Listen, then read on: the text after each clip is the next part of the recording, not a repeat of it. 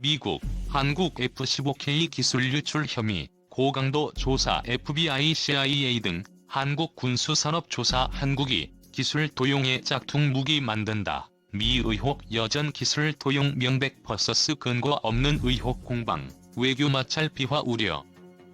11월 초부터 쏟아져 나와 안보당국을 벌컥 뒤집은 한국 공군의 F-15K 부품 분해 의혹 관련 보도다. 한미 군사당국을 초미의 긴장 관계에 빠뜨린 이 사건과 관련해 9월 중순 미국 방부 측이 조사단을 파견했으며 양측 사이에 강도 높은 공방이 오갔다는 내용이었다. 사건의 시작은 6월로 거슬러 올라간다. 전투기에 장착하는 고성능 항법 표적 식별장비 타이거-I의 일부 봉인이 손상됐다는 사실을 발견한 미국 측이 국방부 채널을 통해 부품 해체를 하다 훼손한 것 아니냐는 의혹을 제기하고 나선 것. 문제의 봉인지는 미국산 무기를 수입한 국가가 특수 군사장비의 원천 기술을 확보하려고 장비를 임의로 뜯어보는 일을 막기 위해 납품 당시 붙여놓은 것. 9월 들어 국내의 한 공군 비행장에서 진행된 한미 공동조사 과정에서 운용 당사자인 공군은 장착 과정에서 뜻하지 않게 손상된 것일 뿐 기술 확보를 위한 임의 해체는 전혀 사실이 아니라고 반박한 것으로 알려졌다. 그러나 초기에 요란했던 보도와 달리 11월 하순 들어 관계당국이 적극적인 해명에 나서면서 분위기는 급변하기 시작했다. 이 무렵 국방부와 방위사업청 고위 관계자들은 기자들을 상대로 미국 CIA, FBI 관계자가 방한해 방위사업청과 업체들을 대상으로 한국의 미국 군사기술 도용 의혹을 조사 중이라는 소문은 사실이 아니다라고 설명했다. 봉인지 훼손은 실수였고 이후 벌어진 논란 또한 해프닝에 불과했는데 언론이 부풀리는 바람에 일이 커졌다는 취지다. 흥미로운 사실은 이 같은 기류가 당초 주장대로라면 기술 도용 피해자에 해당하는 미국 측에서도 마찬가지로 나타났다는 점이다.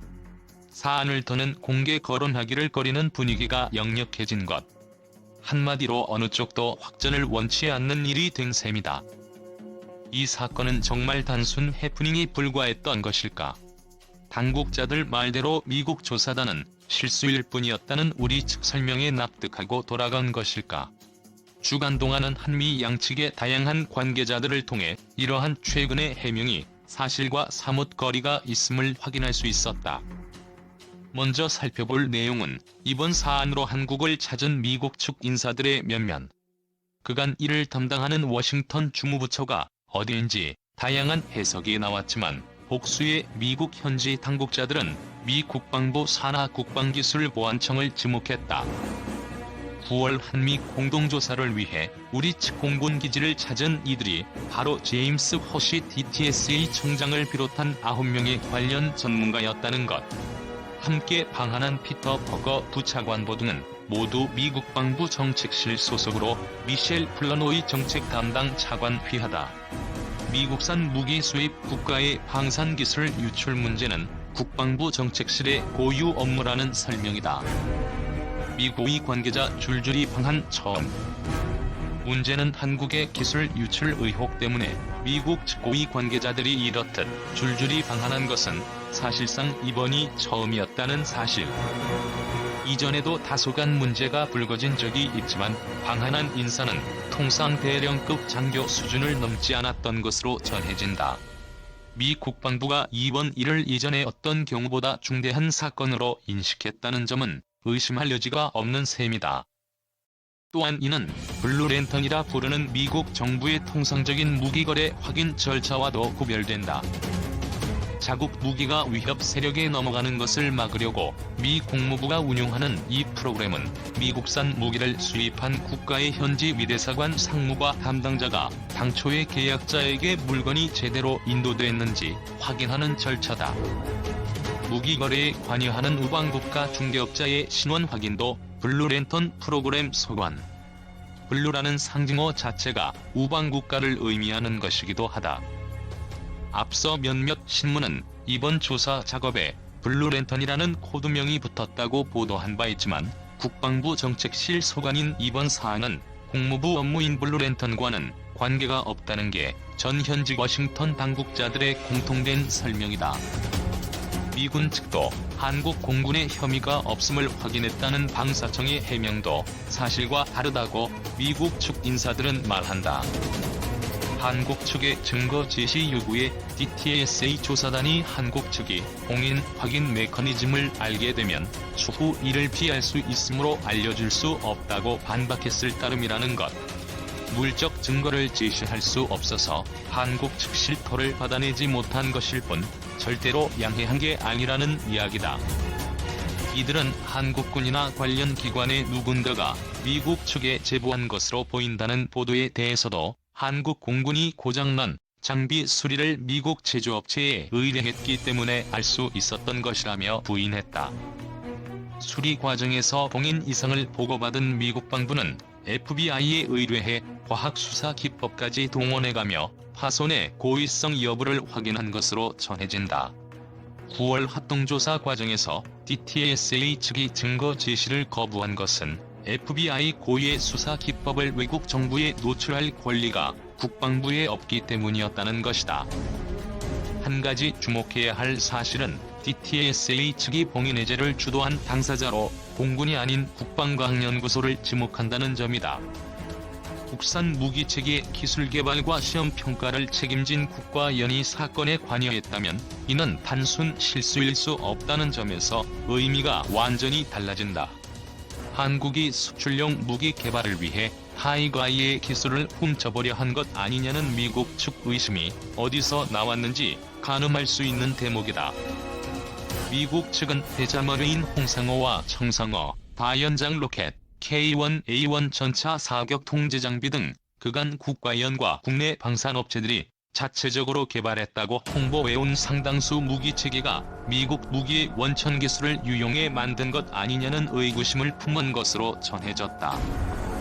대자머리만 해도 미국산 대함 미사일 하푼과 외형이 비슷할 뿐더러 핵심 기술이나 운용 방식도 지나칠 만큼 흡사하다는 것. 이는 그간 한미 양국이 체결한 다양한 기술 보안 각서를 위반한 행위라는 게 미국 측 시각이다. 한국 내 방산 전문가의 설명이다. 그간 미국 정부가 이러한 의구심을 적극적으로 제기하지 않았던 것은 자국 무기를 앞으로도 계속 한국에 판매하려는 차원이었다고 본다. 문제가 크게 불거질 경우 미국 국내법상 무기 수출에 어려움이 가중될 수도 있기 때문이다. 엄밀히 말하자면 기술 유출은 해당 무기 제조업체의 이익을 침해한 것일 뿐 미국 정부와 직접 연결된 사안은 아니다. 동맹국인 한국이 기술을 도용했다 해도 이를 국내에서만 활용하는 한 자국 안보에 위협이 될 수는 없기 때문이다. 1970년대 국가연이 개발한 백곰 미사일의 경우 당시 개발자들이 공공연히 미국제 나이키 허큘리스 미사일을 참조해 만들었다고 밝혔지만 미국이 이를 문제 삼은 일은 없었을 정도다. 한국식과 중국식의 차이.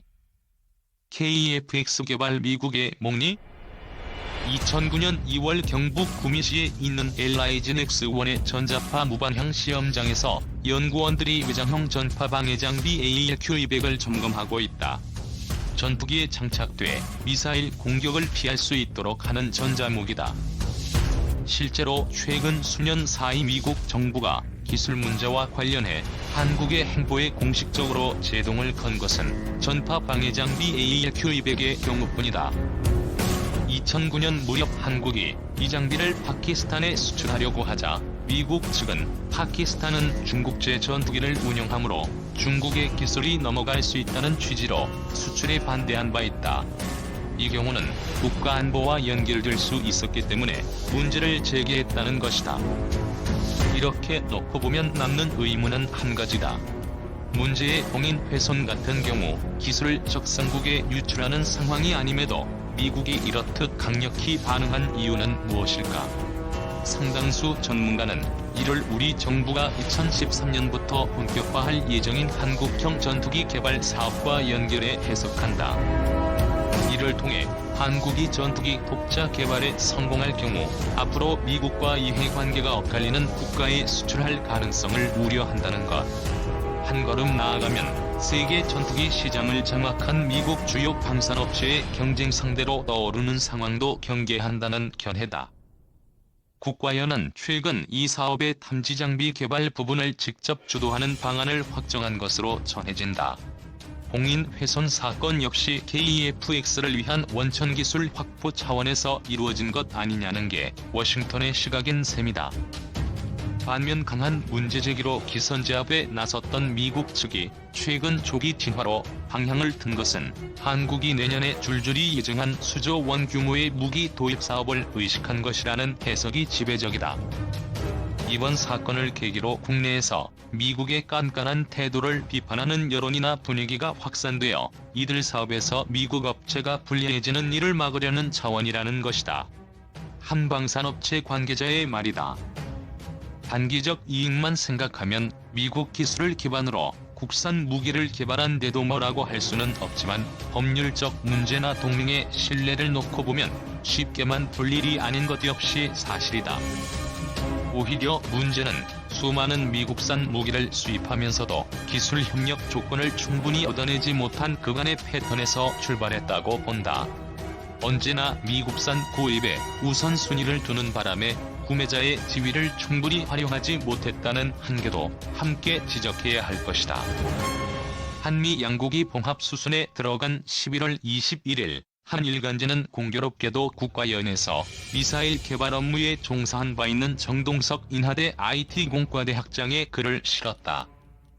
2011년 여름과 가을 한미 군사당국을 뜨겁게 달궜던 일련의 논란과 관련해 음미할 가치가 있는 이 칼럼의 주요 대목을 옮긴다.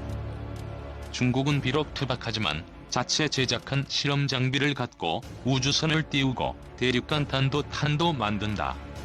한국의 기술 개발이 다 자란 나무를 사다 옮겨 심는 시기라면 중국은 직접 씨를 뿌리거나 묘목을 키우는 시기다.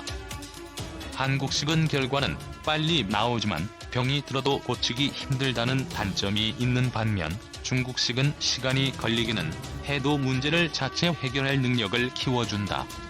국가 안보에 관한 기술은 스스로의 힘으로 개발해 우리 것으로 가지고 있어야 한다.